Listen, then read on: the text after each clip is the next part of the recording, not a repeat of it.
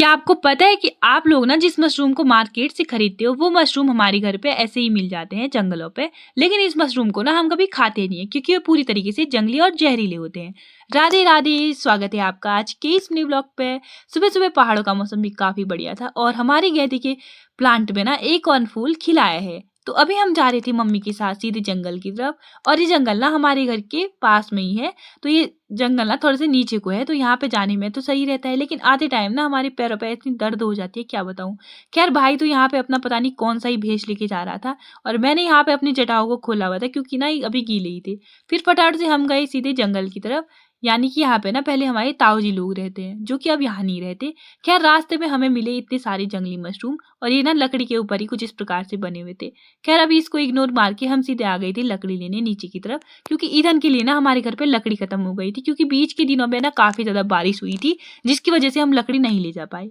तो और ये है जंगली नाशपाती। अब आप लोग बताना कि आपने इसको कभी देखा है। और ये ना एक मेडिसिन के रूप में काम करती है क्योंकि इससे ना जो भी हमारे होठों के नीचे छाले हो जाते हैं वगैरह, तो इससे ये सही हो जाते हैं। लेकिन खाने में अभी इतना कड़वा हुआ था ना क्या बताऊं। फिर फटाफट से मम्मी यहाँ पे लकड़ी इकट्ठा कर रही थी, तो फिर मैंने भी मम्मी की हेल्प कर दी इनको इकट्ठा करने में क्योंकि इसे हमें पहुंचाना भी है। तो फटाफट से इसको रखा सर पे और यहाँ पे तो बाहुबली लोग खुद ही रख दे रहे थे। फिर अपने सर पे कुछ इस प्रकार से इसको रखने के बाद ना मेरी तो गर्दन नीचे को झुक जैसी गई थी। फिर इसको आधे रास्ते तक पहुंचाने के बाद यहाँ पे हुई थी नाशपाती जो कि ना इतनी ज्यादा छोटी हुई थी क्या बताऊं। फिर ऊपर मेरा हाथ नहीं पहुंचा तो अपने भैया से यहाँ पे एक नाशपाती निकाला। इसका साइज भी छोटा था और पता नहीं आज सुबह से मेरे को मशरूम ही मिल रहे हैं, तो एक इतना बड़ा मशरूम मिल गया था ना। लेकिन इन मशरूमों को ना आज तक हमने कभी खाया ही नहीं है। तो यहाँ पे मुझे दो इतने बड़े बड़े मशरूम मिल गए थे लेकिन ये मेरे किसी काम के नहीं है, तो इनको मैं इनके स्थान पर ही छोड़ाई और आते ही मैंने खाया ही नाशपाती। और इसमें भी ना बिल्कुल रस नहीं हुआ था क्योंकि ना ये जंगल पे है और जंगल पे होने के कारण ना यहाँ पे बंदरों ने पूरी तरीके से सारे नाशपाती खा लिए हैं।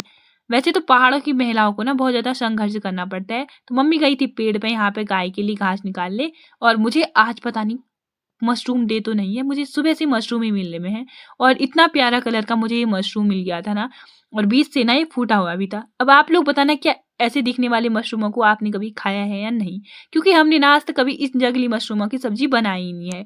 और पहले से ही ऐसा बोला जाता है ना जंगल पे उगने वाले मशरूम जहरीले होते हैं, तो इसलिए हमने कभी इसको ट्राई भी नहीं किया। तो यहाँ पे पहले मेरे को 2 मशरूम मिले और उसके साथ ना यहाँ पे इतने सारे मशरूम मिल गए थे।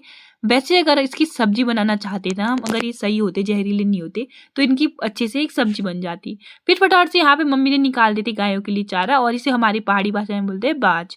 तो इसके पत्ती ना हम अपनी गायों को खिलाते हैं। तो यहाँ पे मैंने फटाफट से इसके पत्तियों को निकाला और उसके बाद मम्मी ने भी यहाँ पे पूरी हेल्प की और उसके बाद इसको ना रखने के बाद हम आ गए थे सीधे घर की तरफ। घर आके यहाँ पे कुछ अंगूर बचे थे तो